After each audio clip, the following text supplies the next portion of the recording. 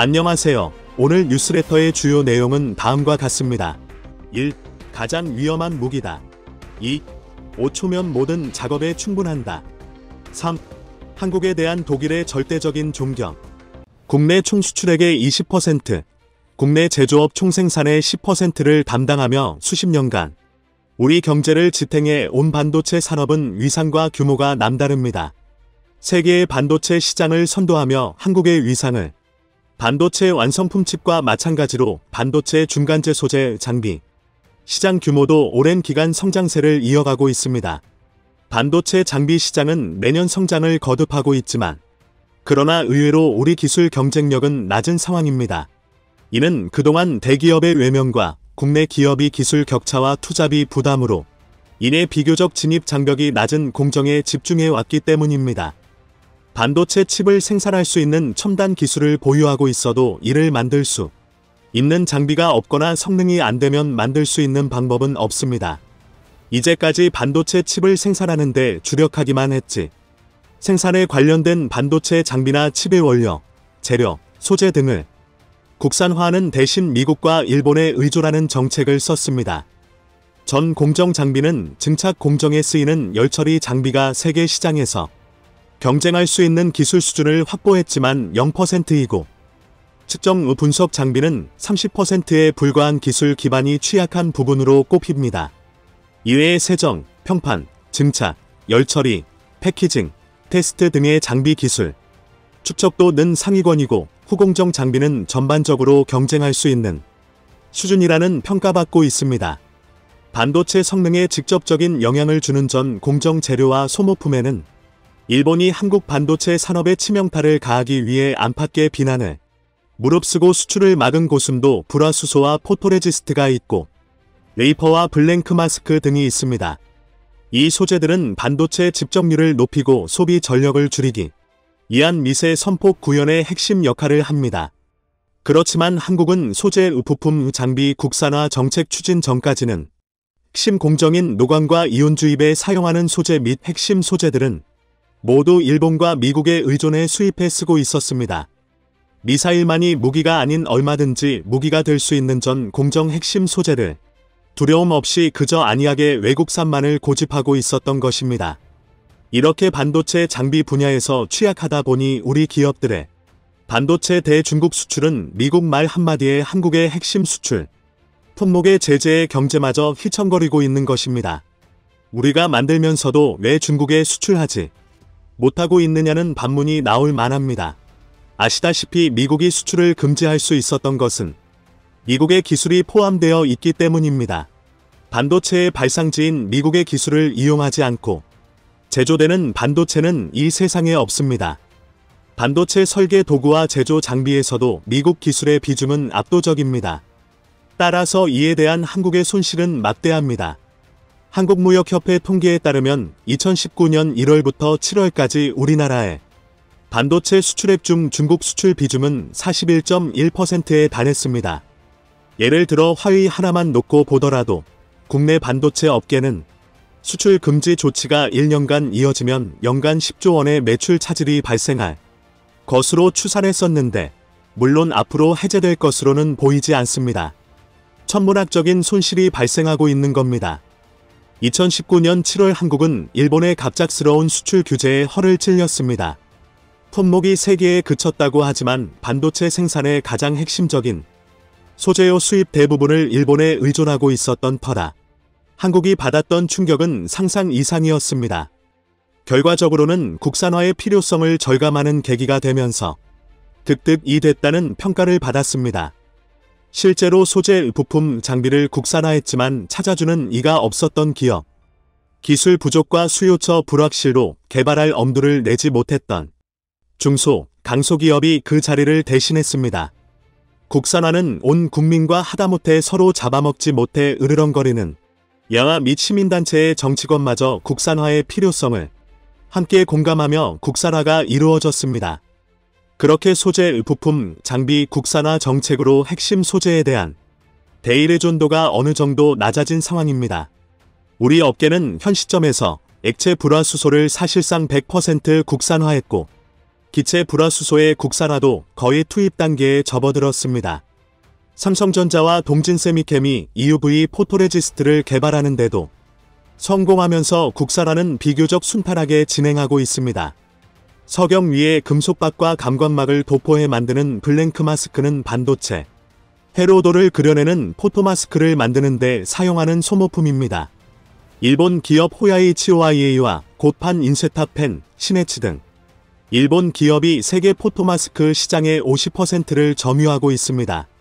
특히 EUV 공정용 블랭크 마스크는 호야가 80%를 장악하고 있는 이 시장에 우리 SNS텍이 EUV용 블랭크 마스크 시장에 도전장을 내밀었습니다.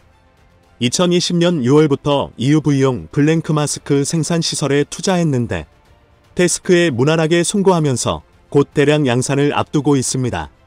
불화수소와 EUV 포토레지스트를 포함해 일본 100년 기업들의 성과를 단 2에서 3년 만에 거둔 것이 우리 한국의 기술력입니다.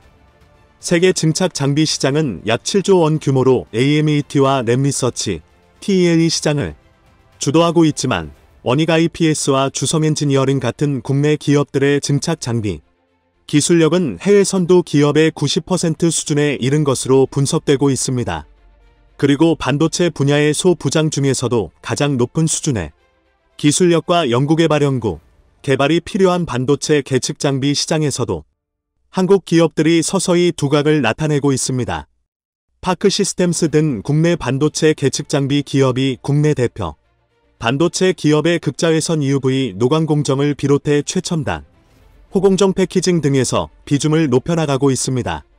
특히 삼성전자 파운드리 사업부는 EUV 공정 장비와 짝을 이룰 국산 계측 장비의 검증을 조만간 완료해 첨단 후공정 패키징 등에도 국산 장비 비중을 높여가고 있습니다. 최첨단 공정에서 반도체 설계, 공정상의 오류를 미리 잡아내는 반도체 계측 기술은 반도체 미세 공정이 10나노미터 이하로 진화하면서 그 중요성이 더욱 부각되고 있습니다. 이 기술은 첨단 반도체의 개발과 생산성 향상에 직접적인 연관이 있는 만큼 삼성전자, 인텔, TSMC, SK 하이닉스 등 주요 기업이 적극적인 투자를 단행하고 있기도 합니다. 반도체 계측 검사는 일반적으로 극미세 공정에서 발생할 수 있는 오류를 잡아내는 공정입니다. 웨이퍼 하나를 전부 점검하는 데 걸리는 시간이 통상 10분, 길어야 20분 정도인 그 시간 동안 찾아내야 하는 결함 디펙트의 크기는 1나노미터 이하 수준으로 떨어지기도 합니다. 1나노미터는 1m의 10억분의 1이고 웨이퍼 한 장의 지름이 300mm이기 때문에 맨눈으로는 보이지 않는 결함 크기의 몇백만 배에 이르는 범위를 꼼꼼히 훑어봐야 한다는 계산이 나옵니다. 반도체 업계 관계자는 이에 대해 쉽게 이해할 수 있게 설명한다면 현재 반도체 계측 기술은 서울에서 대전까지의 거리인 150km를 10분 안에 비행기보다 빠른 초고속으로 주파하는 동안 도로에 떨어진 100원짜리 동전 하나를 발견해야 하는 정도의 높은 정확도를 요구하는 최첨단의 기술이라고 비유합니다.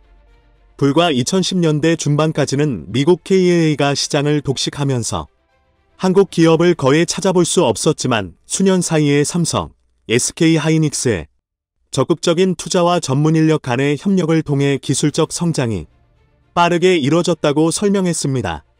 삼성전자, SK 하이닉스 등 대형 반도체 기업과의 연구, 개발 협력을 바탕으로 미국, 일본 기업이 장악하고 있는 반도체 장비 국산화에 시동을 걸면서 소속 미국과 일본 제품 일변도에서 국산 제품이 눈에 띄기 시작했습니다. 세계 최초로 개발하는 장비도 있었고 미일 장비에 비해 뒤늦게 출시된 국산 장비 등에 대해서 삼성 반도체 등 국내 기업들이 적극 구입해주는 등 국산화에 대한 판로가 넓어지며 생산이 활성화되었기 때문입니다. 지금도 반도체와 관련된 장비를 중국 등에 판매할 수 있는 이유는 미 일의 특허나 기술을 피해 제작한 순수 국산 장비 때문입니다. 여기에 미국이 중국에 대한 강력한 반도체 제재를 실행하면서 미국의 대표적인 반도체 계측회사인 KLA의 중국 수출이 막힌 가운데 아직 제재의 대상이 되지 않은 한국 기업의 대중국 매출이 늘어날 것이라는 전망도 나옵니다. 산업통상자원부에 따르면 2019년 대비 2021년 반도체 주요 소재별 대일 수입 규모는 고순도 불화수소가 6분의 1, 포토레지스트가 2분의 1 수준으로 낮아졌습니다.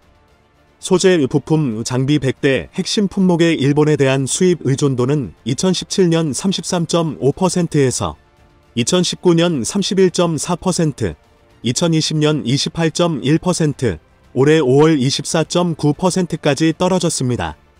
전체 소재, 부품, 장비 산업의 일본 수입 의존도도 같은 기간 15.9%로 2001년 통계 작성 이래 역대 최저를 기록했고, 소재, 부품, 장비 수입 상위 1위 국가인 중국에 대한 수입 의존도 역시 같은 기간 29.8%에서 26.7%로 낮아진 것으로 나타났습니다.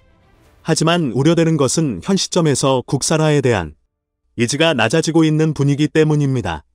30%나 절감된 부분도 있지만 문제는 정부의 의지가 약화하고 있지 않나 하는 우려가 중소기업들에서 나오고 있기 때문입니다.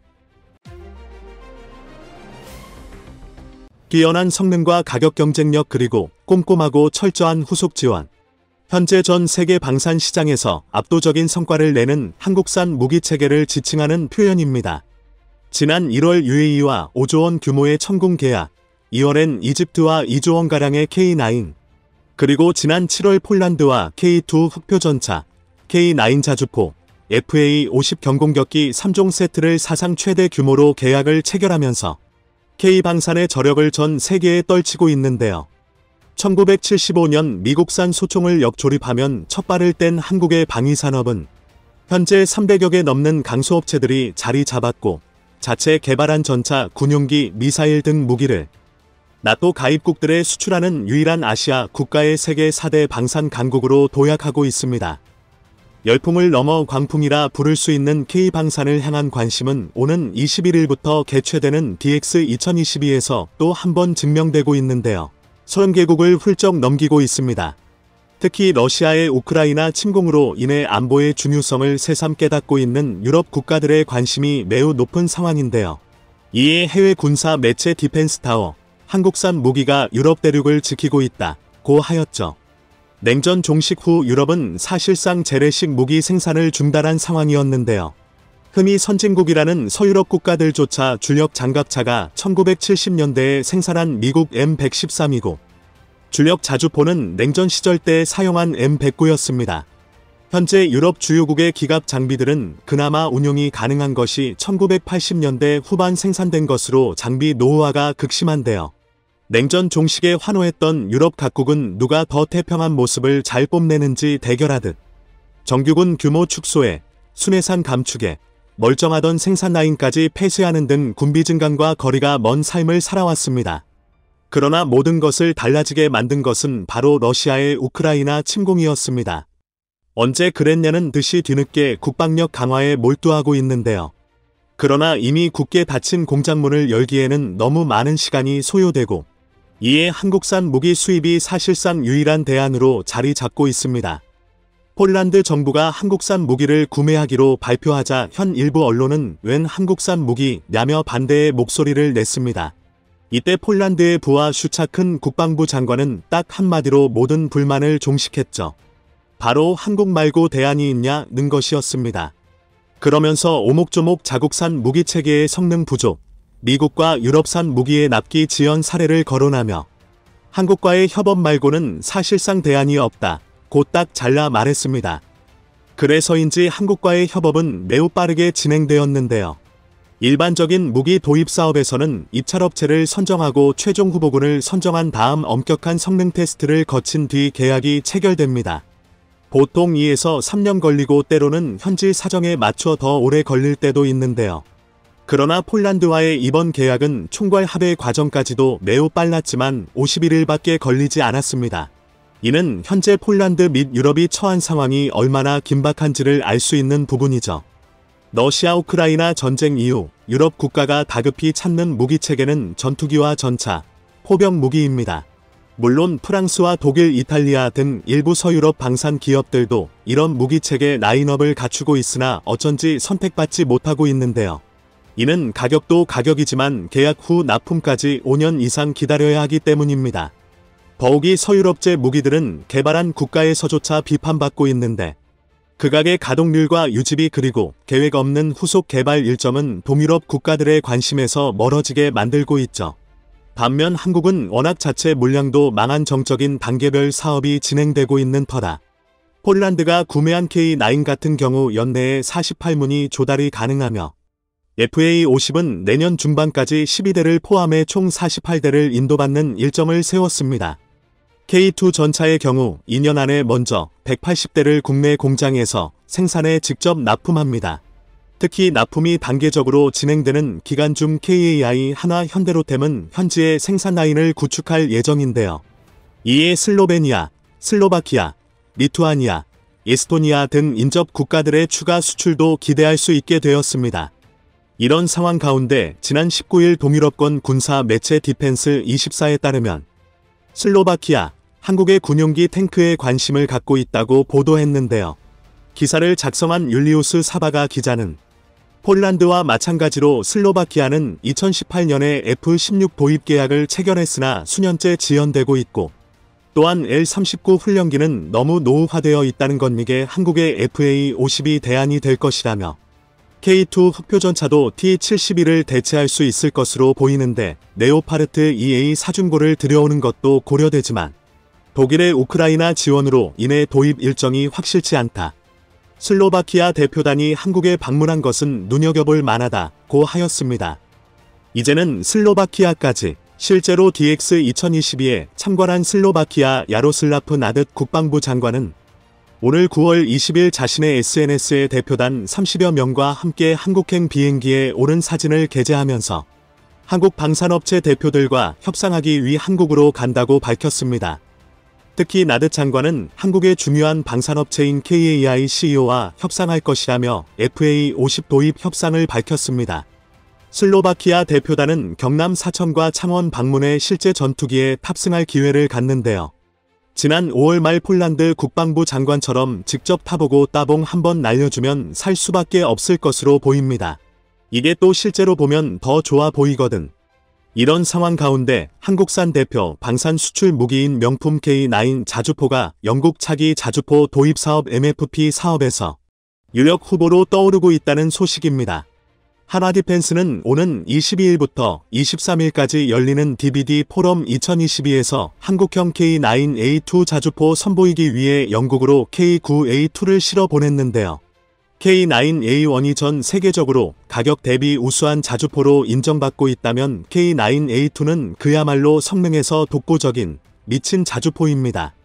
한화디펜스에 따르면 K9A2는 이치 확인, 재원 계산, 방열, 송탄 및 장전, 신관 장약 사격까지 자동화되는 무인 포탑을 운용해 승무원을 3명으로 줄였고 탄약 장전 장치의 구조 변경과 둔감 장약 적용된 자동장전 시스템을 구축하여 1분당 10발로 향상했습니다. 미국이 개발하려다 막대한 예산은 포기한 그 크루세이더와 동일한 사양이죠. 거기다 지속 사격 능력 확보를 위한 강선 내 마모 코팅, 도금 기술과 주대려고 최소화를 위한 연식 주태 기술 적용하였고 포병 사격 지휘 체계인 BTCS를 통해 포탑을 원격으로 제어할 수 있는 RCWS가 장착됩니다. RCWS 덕분에 K9A2 승무원은 자주포 안에서 적외선 카메라로 주간은 물론 야간까지 4km 이내에 숨어있는 적을 찾아내 K6 중기관총으로 정확하게 사격할 수 있죠. 또한 빠른 표적 획득과 피해 평가를 돕는 관측 포탄 거기에 사거리 100kmgAM 155에 CEP-20급 초장 사정 활공 유도 포탄이 동시에 개발되어 함께 운용 예정인데요. 기존 K9 대비 전투력이 3.19배 향상 예정이라고 합니다. 말에 뭐에 미쳤죠. 그냥 이 K9을 이야기할 때 항시 같이 언급되는 기종이 있습니다. 바로 독일의 PGH-2000인데요. 저는 그렇게 생각하지 않습니다만 일각에서는 K9 자주포는 가성비에서 우수하지 PGH-2000이 훨씬 뛰어나다 라면서 유근히 K9 자주포를 그저 가격만 우수한 자주포로 취급하는 분들도 계십니다. 우크라이나가 유럽 각국에서 각종의 무기를 지원받은 터라 우크라이나 군의 실전 사용은 베일에 감춰져 있던 성능을 드러내고 있습니다. 독일은 자국산 PGH-2000 자주포 18문을 우크라이나에 기증했는데 이 중 절반 이상이 사실상 작동 불능 상태인 것으로 알려졌습니다. 마어커스 페이버 독일 연방의원은 우크라이나가 받은 PGH-2000 자주포 상당수가 포신과 약실, 장전 장치, 사격 통제 장비 문제로 운용 불가 판정을 받았다고 폭로했는데요. 특히 창고에 있었던 것도 아닌 독일군이 운용하던 자주포였음에도 포신과 약실 내구성에 심각한 결함이 발견되었고, 고위력 장약을 사용할 때는 장약의 폭발 압력을 버티지 못하고 탄두의 폭발재가 유혹할 수 있다고도 경고하였습니다. 또한 우크라이나 전쟁을 통해 차륜형 자주포의 한계도 적나라하게 드러나면서 영국의 신형 자주포 사업 분위기 한국의 K9으로 흐르고 있습니다. 현재 MFP 사업의 유력 후보는 영국 베이 시스템스의 아차, 프랑스 맥스터의 세자르, 독일 카페이 105 KMW의 RCH 155, 그리고 한국 하나디펜스의 K9A2입니다. K9A2를 제외한 나머지 후보군은 모두 차륜형 장갑차이죠. 언제 차륜형이냐 하실 수 있지만 오히려 영국군은 사업 초기만 해도 에즈 90 자주포를 대체할 지상군 편제를 개편하면서 경량화와 기동성에 초점을 뒀기에 차륜형 수주가 유력했었는데요. 그러나 우크라이나에서 사용된 차륜형에도 또 문제가 발생하고 있어 궤도형인 K9의 가치가 부상하고 있습니다. 프랑스의 차륜형 자주포 세자르는 정차 후 유압식 안정화 장치를 전개하고 난 뒤에 또 사람이 수동으로 포탄을 장전해 사격해야 하는데요. 이에 첫 탄 발사까지 매우 시간이 오래 걸린다는 치명적 단점이 있습니다. 자동장전 기능을 요구하고 있는 영국 MFP 기본 조건에도 미치지 못하는 것이죠. 해외 매체 나이바어에 따르면 우크라이나는 지난 6월 프랑스의 세자르 자주포 총 18문을 인도받았는데 사용에 어려움을 겪고 있어 700만 유로의 세자르 자주포가 대당 12만 달러에 되팔리고 있다는 점 웃을 수도 울 수도 없는 이야기를 전했습니다. 베이 시스템스의 아차는 차륜형 자주포이긴 하지만 포탑 모듈을 완전히 자동화의 방열 및 연사 속도가 경쟁 모델 가운데 가장 빠른데요. 그러나 포탑이 작아 장전 장치에 탑재할 수 있는 포탄이 21발에 불과하고 자동화 탄약 재장전 체계도 갖추지 못하고 있습니다. 포탄을 다 쓰고 나면 결국 보병이 직접 일일이 한 발씩 재장전해야 하는 구조이죠. 독일 카페이 105만의 RCH 155는 그냥 비쌉니다. 생각이 있는 건지 전 세계에서 가장 비싼 장갑차 복서 자체에 또 전 세계에서 가장 비싼 자주포 PGH-2000 부품을 달았으니 말 다 했죠. 거기다 기본적으로 영국은 독일산 무기에 반감을 갖고 있는데요. 크게 맘먹고 구입한 독일 에이벡스 장갑차가 성능평가 단계에서 계속된 결함이 발견돼 이거 문제가 심각하다 라는 소리까지 들었습니다. 이에 한국 K9 그 가운데 최신 개량형 K9A2가 MFP 사업에서 유력 후보로 떠오르고 있는 것인데요. 성능과 가격 경쟁력뿐만 아니라 대규모 운용 및 생산이 이루어지고 있다는 장점도 갖추고 있죠. 이미 폴란드의 K9 생산 공장이 들어서고 있어 빠른 도입과 부품 수급 그리고 안정적인 가동률까지 확보할 수 있습니다. 유럽에서 한국산 무기가 대박을 치 아시아 국가의 자존심을 세우고 있는 와중에 같은 동북아로 묶이고 싶지도 않은 그 나라 중국은 또 사고를 치면서 욕을 먹고 있습니다.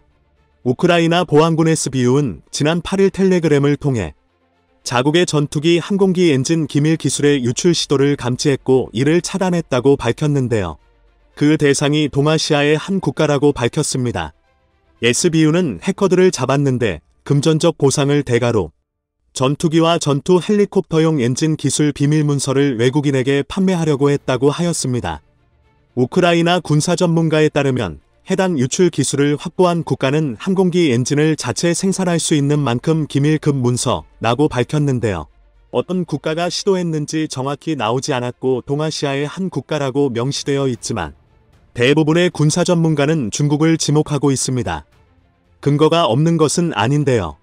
지난 8월 25일 인도 군사 매체 스와라지냐에 따르면 중국이 개발하고 파키스탄이 운용하는 JF-17의 엔진 문제로 인해 절반 이상이 작동 불능 상태에 놓였다고 전했습니다. 중국이 유독 어려워하는 분야가 항공기 엔진인 것은 워낙 유명한 사실이고 어떻게 해서든 기술 유출을 시도하려 하고 있는데 이에 JF-17과 동급인 자국산 L-15 홍두에게 탑재된 우크라이나 AI-222 엔진 기술을 유출하려 한 것으로 보입니다. 우크라이나의 AI-222 엔진은 JF-17에 탑재된 러시아제 RD-93을 대체할 수 있는 엔진이기도 하죠. 실제로 우크라이나는 소련이 1991년 해체되었을 때 항공우주 생산 설비의 3분의 1이 우크라이나에 남아있어 설계에서 각종 부품의 개발, 생산 조립까지 항공산업 전반의 프로세스를 갖출 수 있었습니다. 전설적인 항공기 설계자 올레가 안토노프가 우크라이나 출신이었죠.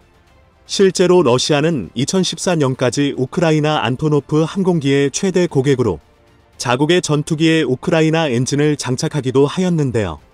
그러니 중국이 우크라이나의 상황이 어수선한 틈을 타 충분히 시도해 볼 법한 것이죠. 한국은 수출로 먹고 사는 나라. 한국은 수출로 먹고 사는 나라, 중국은 유출로 먹고 사는 나라.